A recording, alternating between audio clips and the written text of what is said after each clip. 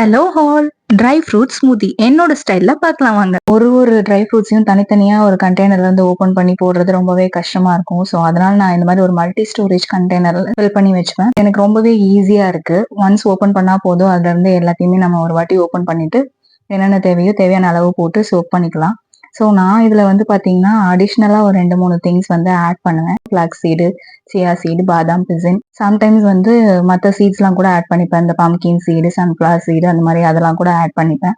இது எல்லாத்தையும் ஆட் பண்ணிட்டு ஊற வச்சுட்டு ஹோல் நைட் ஊற வச்சிட்டோம் அப்படின்னா நெக்ஸ்ட் டே எடுத்து பாதாம் வந்து நல்லா பாதாம் மட்டும் தோலை உரிச்சிட்டு அது எல்லாத்தையுமே ஒரு மிக்சியில போட்டு நல்லா பிளெண்ட் பண்ணிடுவேன். நிறைய ஹெல்த் பெனிஃபிட்ஸ் இருக்கு, உங்க எல்லாருக்குமே தெரியும். ட்ரை ஃப்ரூட் சாப்பிடாத குழந்தைங்களுக்கு இந்த மாதிரி பிளெண்ட் பண்ணி கொடுங்க, எல்லாத்தையும் சோக் பண்ணி.